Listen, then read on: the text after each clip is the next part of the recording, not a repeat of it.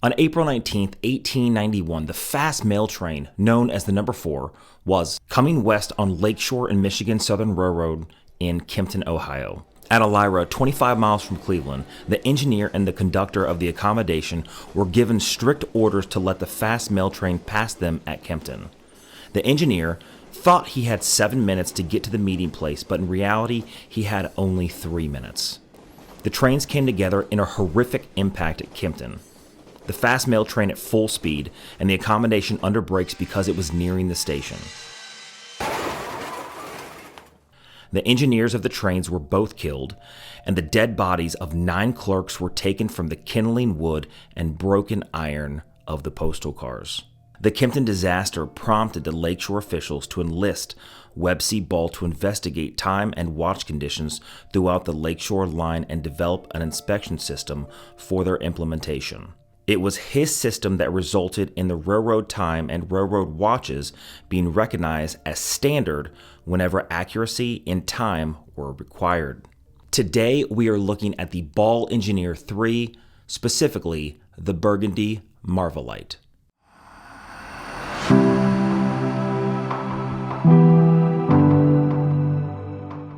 First, like always, we're going to get into the details of the watch. I'll give you some macro shots, we'll go over the dimensions, and then at the very end, I'll give you my thoughts and opinions. First, before we hop into it, go ahead and hit that subscribe button. If you're here, it's free. It really does help the channel. Hit the like button. That also helps.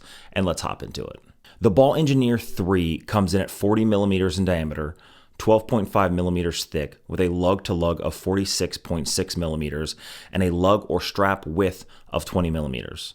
The case material is 904L stainless steel, which really has only been seen in Rolex, and it's great to see in a watch at a price point of around $2,000. The case finishing is high polish with a high polished bezel.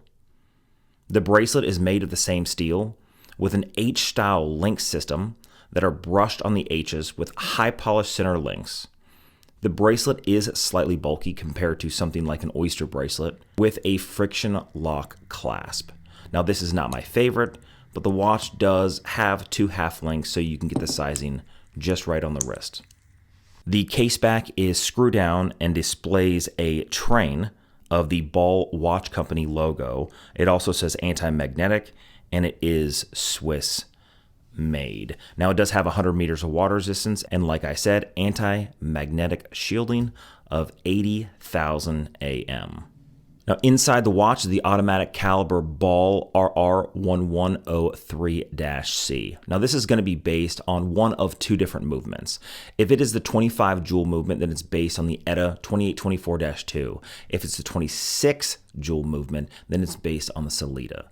The watch is a COS certified chronometer with a beat rate of 28,800 vibrations an hour. So the hand ticks at 8 ticks a second.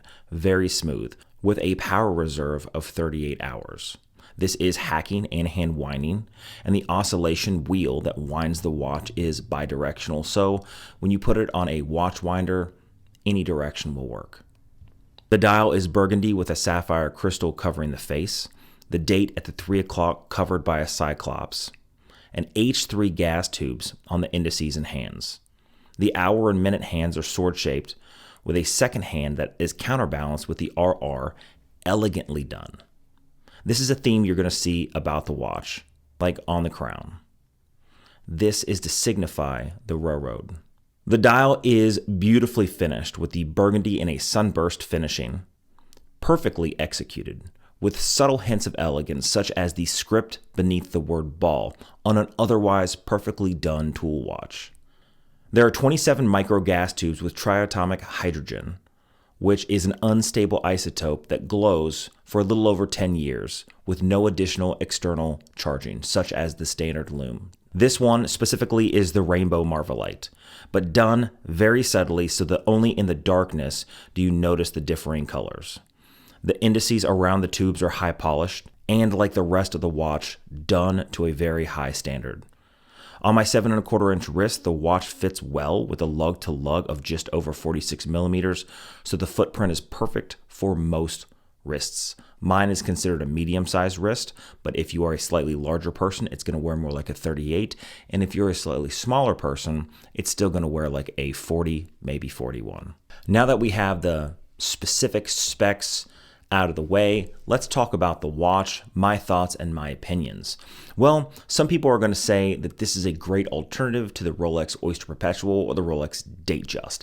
And I will say that it is an absolute perfect alternative to something like that in the Rolex category. If you look at this watch is brand new from Ball themselves, about $2,500, but you can find it on the aftermarket or the gray market still in new condition for around $2,000. So you have a great horological history that has like real history behind it. People will argue that, well, Rolex has been around for this and Cartier has done this, but Webb C. Ball literally created a watch that was so accurate that the railways then relied upon it. The history of Ball cannot be argued at all. They are a staple in the watch world and watch community and have, again, that wonderful horological history. So for $2,000, you get something that is dressy, but is also a tool watch.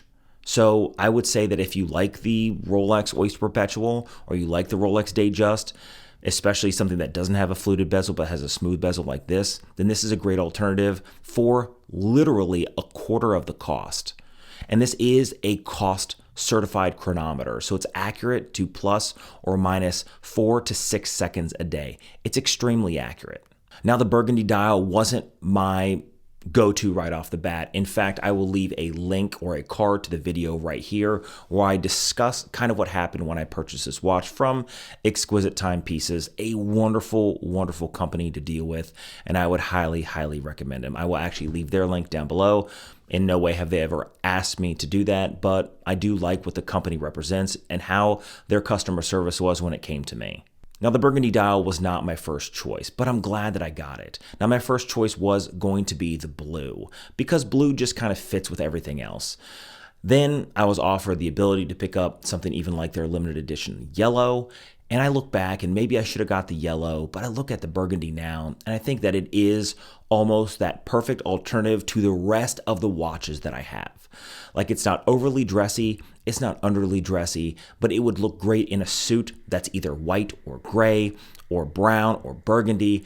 And it just is a color that has grown on me quite a bit since I've had it, and I've only had it for a few weeks.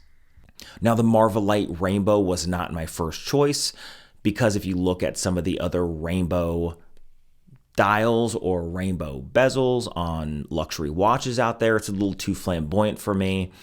But if it's for you, then that's fine. It's not really for me. But I love the way they did the rainbow on this watch specifically. When you look at it in the normal daylight, it doesn't even look like it's a rainbow dial. It doesn't look like the gas tubes are rainbow or differing in any color. You can see maybe if you look very, very subtle hints in the shading on the gas tubes, but then at night you're like, whoa, this is actually a quite beautiful watch, and it's very, very well executed.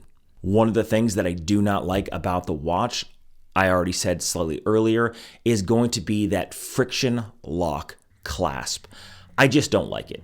Now, the Cartier does the same thing on my fiance's Cartier Santos Solo, and it is by far not my favorite design when it comes to clasps. Does it function? Yeah. Do they give you 2 extra half links so you can make sure the sizing is perfect on your wrist? Absolutely. But I just don't like the friction clasp that comes on any watch. It doesn't matter if it's a $100,000 watch or a $100 watch. I don't like friction clasp. So to me, it's a shame that they did it that way. I don't know why they didn't do something like a double pusher or something similar to that. But, it is what it is at this point.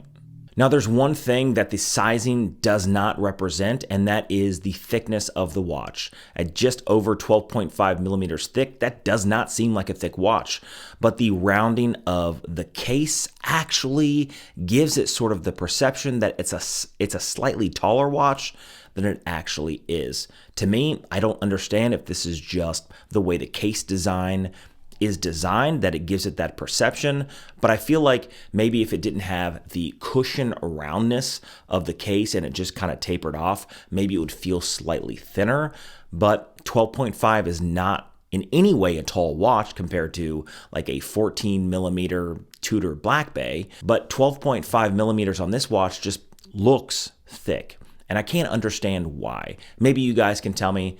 Let me know down in the comments. Other than that, it's an overall perfect watch. I'm extremely happy. I love the history behind ball. I've been looking at ball for quite a long time. I just haven't pulled the trigger, and finally I decided to when I found a watch that I truly fell in love with, and that was the Engineer 3. But I like the fact that they're doing something different.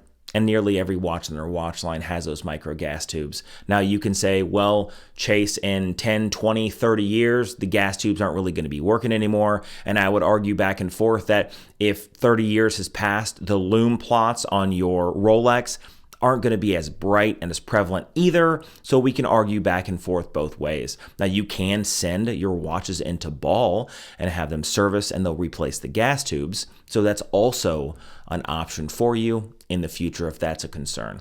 Anyway, what do you guys think about this video? Do you like the watch? Do you hate the watch? I'd really love to know your guys' opinion down in the comments down below.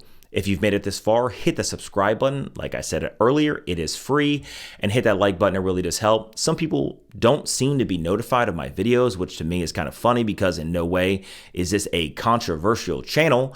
So make sure you hit that notification bell, and I'll see you guys in the next one.